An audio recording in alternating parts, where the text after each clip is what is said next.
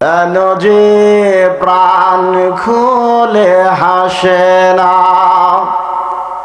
খোলাফাই রশিদার সোনালী দিন কেন যে ফিরে আর আসে না সকলে পেতার অধিকার কেন যে প্রাণ খুলে হাসে না কত যে দুঃখে ভরা দুনিয়া আর যে পারি না সহিবার ও জিও চারিদিকে অন্যায় বিচার দুর্নীতি আর শুধু হাহাকার সেই জুলুমের চির অবসান কোনদিন আর কি হবে না ধুলার আসনে বসে অমরে রাজ্য শাসন করিত ও জিও খলিফা অমরের শাসনে না খেয়ে কেহ নাহি মরিত সে অমরের মত কেউ ধরা দে কোনদিন আর কি হবে না 5 টাকা মসজিদে দেয় না 50 বার হিসাব করে মসজিদের এত টাকা গেল কই নাই আল্লাহ বলেন কি ওমিম্মা রাযাকনাহুম ইনফিকুন মুত্তাকিদের 3 নাম্বার গুণ হবে তারা আমি যে রিজিক দিয়েছি সেখান থেকে ব্যয় করবে ওয়াল্লাযীনা ইউমিনুনা বিমা উনজিলা ইলাইকা ওয়া মা উনজিলা মিন ক্বাবলিক অর্থাৎ মুত্তাকি যারা পূর্ববর্তী এবং হে রাসূল আপনার উপর যে কিতাব পূর্ববর্তী নবীদের উপর যে কিতাব নাজিল করেছে সেটা বিশ্বাস করবে কোরআনের প্রতি আমাদের বিশ্বাস আছে কিনা কোরআনের পূর্ববর্তী কিতাবাদি তাদের প্রতি বিশ্বাস আছে কিনা আমার ভাইরা আসেন 5 নাম্বার গুণ হবে ওয়াবিল আখিরাতি হুম ইউকিনুন মুমিনরা আখিরাতকে পরকালকে দৃঢ়ভাবে বিশ্বাস করবে এই 5টা গুণ আমাদের ভিতরে আছে একবারও খেয়াল করি না ঘুম থেকে জাগলে সকাল ঘুম থেকে জাগলে আর না জাগলে ওইটা বিশ্বাস করি কত মানুষ আছে 60-70 বছর বয়স হয়ে যায় খালি বাড়ি করে গাড়ি করে আবার অনেকে আছে 82 বছর বয়সে বিয়ে করে ভাইরাল পর্যন্ত হয় কথা বলেন ঠিক কিনা এই জন্য আমাদেরকে আখিরাতের ব্যাপারে বিশ্বাস করতে হবে আমার ভাইরা কিন্তু এই যে বিশ্বাসগুলা থাকার পরেও আমরা নিজেদেরকে পরিবর্তন করতেছি না কারণ হলো আমাদের সমাজের ভিতরে কিছু দোষ ত্রুটি আছে আজকে সমাজ পরিবর্তন যদি আমরা করতে চাই যুব সমাজ যদি পরিবর্তন করতে চাই দেশ রাষ্ট্রকে যদি পরিবর্তন করতে চাই তাহলে আমাদেরকে প্রধানত 3টা জিনিস সংস্কার করতে হবে বলেন কয়টা এক নাম্বার হলো ঘুষ এক নাম্বার, সমাজের ভিতরে ঘুষ আছে কিনা? কত অফিসার আছে 10 বার করে হজ করে হাজি সাহেব হয়ে আসে, আসার পরেও কয় দিলেন না। চা পান কোন কি, মিষ্টিও না, বগুড়ার দইও না, টাঙ্গাইলের চমচম, নাটোরের কাঁচাগোল্লা না, 10 লাখ টাকার নিচে কলমে ঘোরায় না। লাআনা রাসূলুল্লাহ সাল্লাল্লাহু আলাইহি ওয়াসাল্লাম আর রশি ওয়াল মুরতাশি, বিশ্ব জাহানের নবী রাসূল আকরাম সাল্লাল্লাহু আলাইহি ওয়াসাল্লাম 2 ব্যক্তিকে লানত করেছেন, অভিশাপ দিয়েছেন।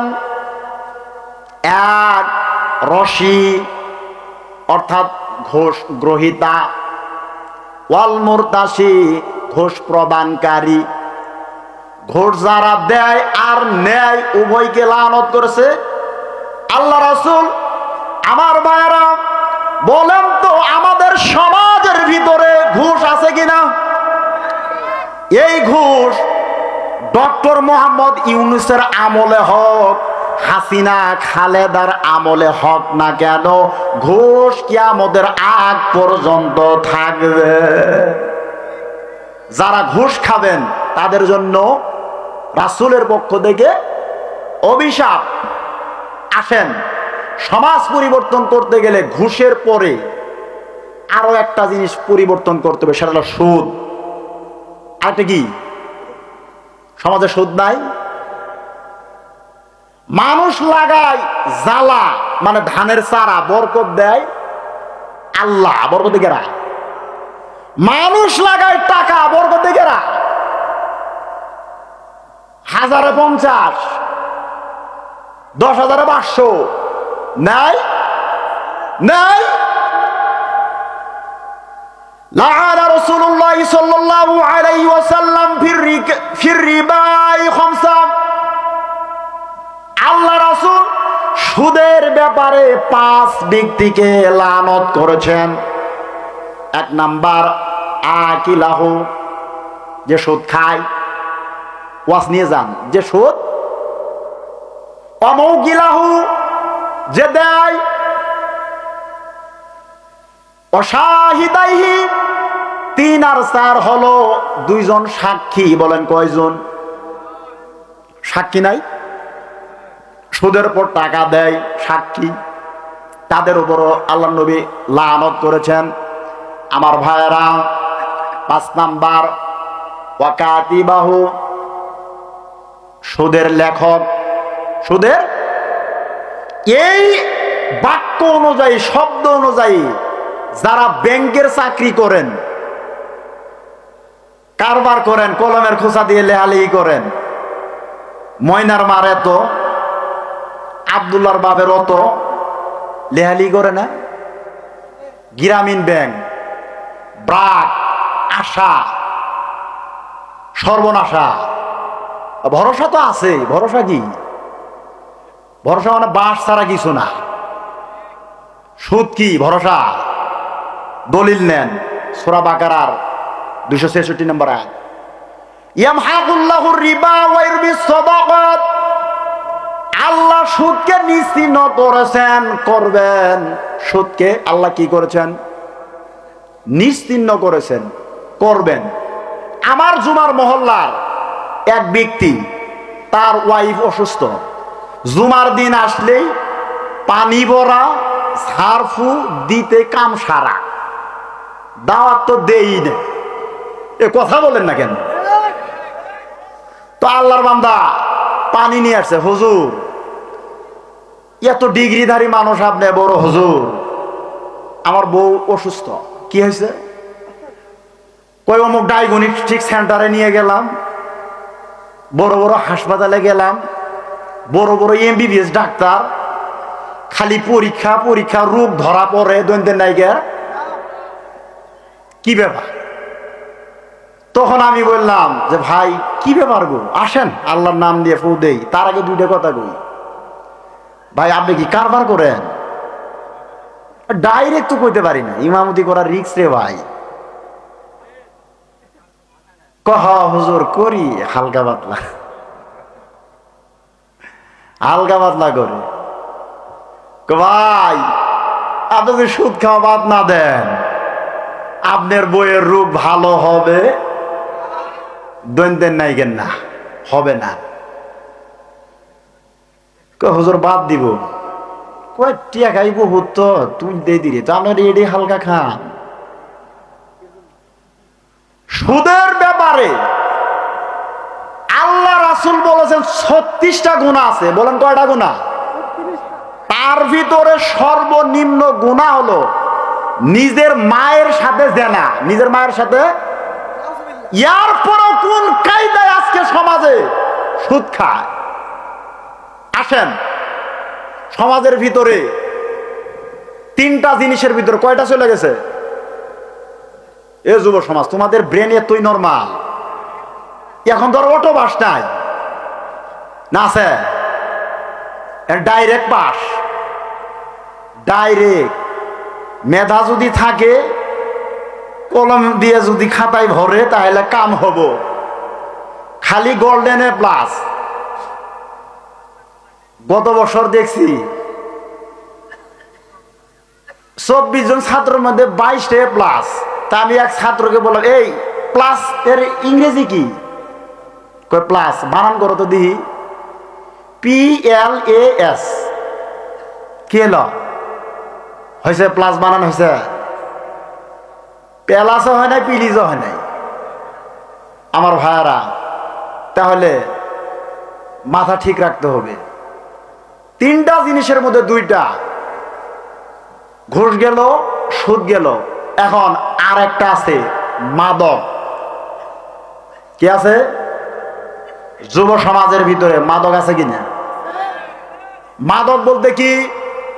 মাদক হলো মদ, গাঁজা, তাড়ি, হাসিস, ভাং, মারিজুয়ানা, মরফিন, হিরোইন, সোনারিল, ভিলিয়াম, ফেন্সিডাল, আর হলো ইয়াবা, যেটার বাংলা নাম হলো বাবা। কি নাম? সমাজের ভিতরে বাবা নাই? সমাজের ভিতরে ফেন্সিডাল নাই? ফেন্সিডাল, যেটা কি পরিচিত নাম হলো ডাল। ঢাকার গাবতলীর এক যুবক, সামনের দাঁত নাই, সামনের বর্ডার নাই। আমি জিজ্ঞেস করলাম যে ভাই আপনার বয়স কত? হুজুর আমার বয়স 31 বছর। তা তো ভাই যুবক মানুষ, দাঁত যে নাই। হুজুর ডাল খায়া পড়ছে। বলেন কি খায়া পড়ছে? তা আমরা বললাম যে ভাই আমরা তো হুজুর মানুষ, দাওয়াত তো আল্লাহ দিলে বহুত খাই। মসুর ডাল, খেসারি ডাল, মাস কালার ডাল, ইয়াঙ্গল কালার ডাল, বুটের ডাল, ডালের তো অভাব নাই, কত রকমের ডাল খাই। তো ভাই বলেন কোন ডাল খাইলেন? দাঁত পড়লো আমাদের, বলেন হুজুর এই ডাল সেই ডাল না। কইটা কোন ডাল? কইটা ফেন্সি ডাল। ফেন্সি ডাল খায় দাঁত নাই, ডাল খাওয়া যাবো? যুব সমাজ, মাদক হারাম। মাদকের ব্যাপারে রাসূল আকরাম সাল্লাল্লাহু আলাইহি সাল্লাম 10 ব্যক্তিকে লানত করেছেন। বলেন কয় ব্যক্তি? 1 নাম্বার, যে নির্যাস বের করে মাদক কি দিয়ে বানায় এইটা তৈরি করে, যে নির্যাস তৈরি করে। 2 নাম্বার, প্রস্তুতকারী। 3 নাম্বার, পানকারী অর্থাৎ ব্যবহারকারী। 4 নাম্বার, যে পান করায়। 5 নাম্বার, আমদানিকারক। 6 নাম্বার, যার জন্য আমদানি করা হয়। 7 নাম্বার, বিক্রেতা। 8 নাম্বার, ক্রেতা। 9 নাম্বার, সরবরাহকারী। 10 নাম্বার, লভ্যাংশ ভোগকারী। এই 10 ব্যক্তিকে লানত করেছেন আল্লাহ রাসূল। যুবক ভাইরা, বিশ্বজাহানের নবী রাসূল আকরাম সাল্লাল্লাহু আলাইহি ওয়াসাল্লাম হাদিসে পাকে ফরমান, লা ইয়াদখুলুল জান্নাতা মুদমিনু খাম। মাদকাসক্ত ব্যক্তি আল্লাহর জান্নাতে প্রবেশ করবে না। মাদক কেমন একটা জিনিস? আল খামরু উম্মুল খাবাইসি ওয়াল ফাওয়াহিশ। মাদক হলো সকল অপকর্ম অশ্লীলতার মূল। যেই যুব সমাজের ভিতরে মাদক আছে ওই সমাজের ভিতরেও জেনাও আছে, কি নাই? আমার ভাইরা, এই মাদক ছাড়তে হবে, কিন্তু মাদক শুরু হয় তামাক থেকে। মুরব্বী বাবাজিরা বলেন কি থেকে? তামাক আবার কি? তামাক হলো বিড়ি। তামাক কি? এগুলি তো হেদায়তি ওয়াজি তো এইগুলা। দুই পায়ের ভিতরে 1.5 পা কবরে গেছে। অনেক মুরব্বীরা আছে কাশতে কাশতে মুতে তো মুইতেও বেলা শুইতেও বেলা, মানে শুয়ে পড়ে বিড়ি খায়।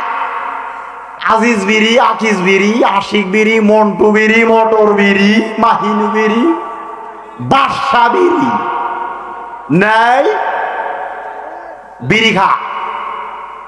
বিড়ি, সিগারেট, চুরুট, আগের মুরব্বীদের হুক্কা, আর পানের মধ্যে খাই জর্দা।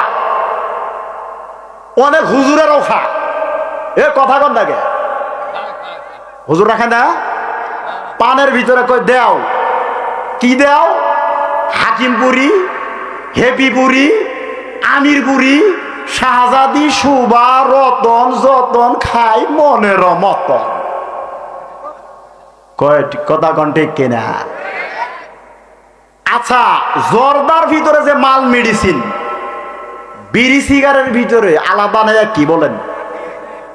ও হুজুর, তুমি বিড়ি সিগারেট পুইরা খাও, ওইটা খাও না, আবার ওইটা খাও, দেও আর নেও, কথা কয় না? এই জন্য আলেমদের পরিবর্তন হতে হবে। কাজের পরিবর্তন হতে হবে। বিশ্বজাহানের নবী রাসূল আকরাম সাল্লাল্লাহু আলাইহি ওয়াসাল্লাম বলেছেন, সমাজের ভিতরে 2টা শ্রেণী যদি পরিবর্তন হয়ে যায়, গোটা সমাজ, গোটা জাতি পরিবর্তন হয়ে যাবে। 1 নাম্বার হলো আলেম সমাজ। কি সমাজ? যদি আলেম সমাজ পরিবর্তন হয়, জাতি।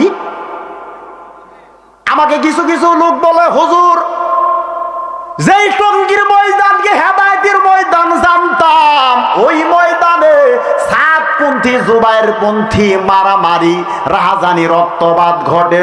ও হুজুর, বলেন তো, হেদায়েত তো টঙ্গীর ময়দানেও নাই, হেদায়েত কোথায় আছে? আমি বললি, ভাই, হেদায়েত যদি পেতে চান আপনাকে হতে হবে মুহাম্মদ পন্থী। বলেন কোন পন্থে? আমরা সাতপন্থী বুঝি না, জুবাইর পন্থী বুঝি না, আমরা হলাম মুহাম্মদ সাল্লাল্লাহু আলাইহি ওয়াসাল্লামের পন্থী। মুহাম্মদ সাল্লাল্লাহু আলাইহি ওয়াসাল্লামের পন্থী যদি আপনি অবলম্বন করতে চান, আমার ভাইরা, আল্লাহ রাসূল বিদায় হজের ভাষণে 1.25 লক্ষ সাহাবাদেরকে টার্গেট করে যে হাদিসটা বলেছেন, এটা শোনেন। আল্লাহ রাসূল বলেন, তারাক্তু ফীকুম আমরাইনি লান তাদিল্লু মা তামাসসাকতুম বিহিমা কিতাবাল্লাহি ওয়া সুন্নাতা রাসূলি।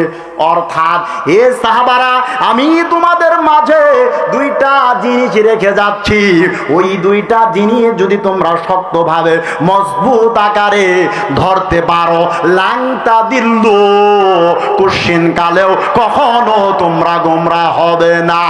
1 নাম্বার কিতাব আল্লাহ, তথা আল্লাহর কিতাব, তার নাম কি? একটু তাকবীর দেন, লিল্লাহি তাকবীর। 1 নাম্বার। 2 নাম্বার সুন্নাতা রাসূলি, এবং তার রাসূলের সুন্নাহ।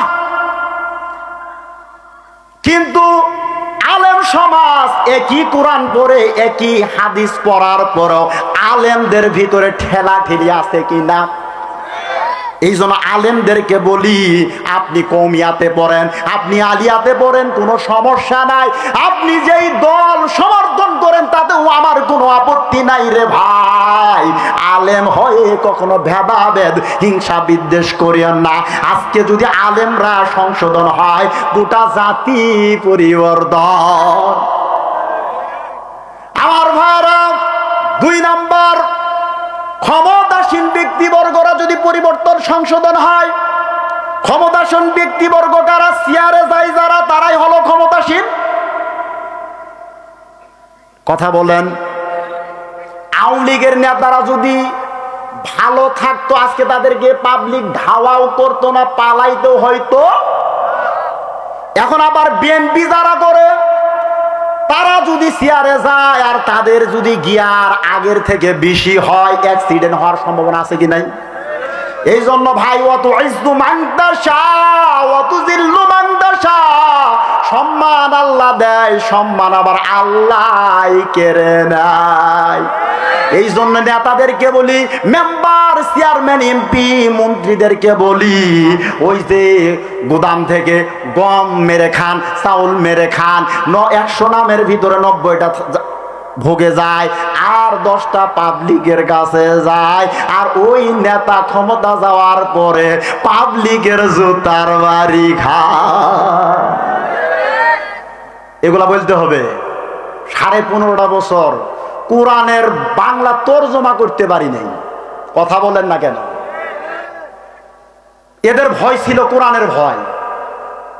আমার ভাইরা এদিক তাকান। এখন কোরআনের কথা বাংলার জমিনে স্বাধীন করে দিয়েছে কে? এখন কোনো বাধা বিপত্তি নাই, কারণ এখন সবাই আমরা সংশোধন। সবাই কি সংশোধন হব তো?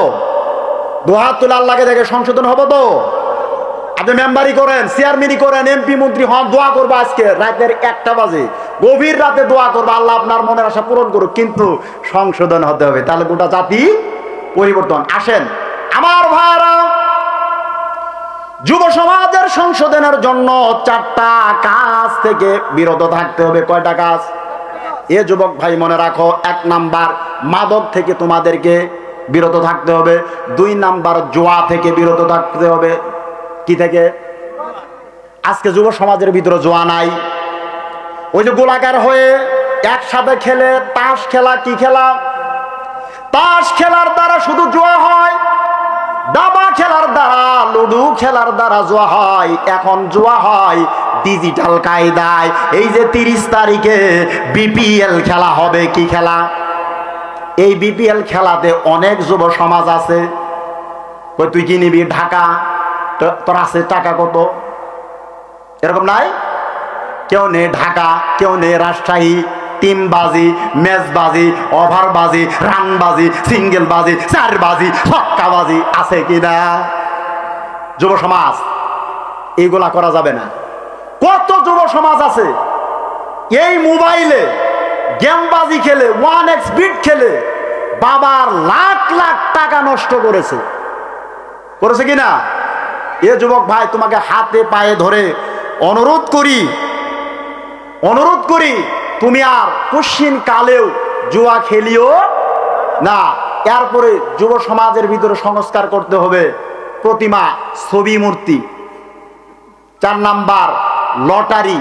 এই 4টা কাজ যদি যুব সমাজ পরিবর্তন করতে পারে, তাহলে তারা সফল কাম হবে। সফল কাম হবে।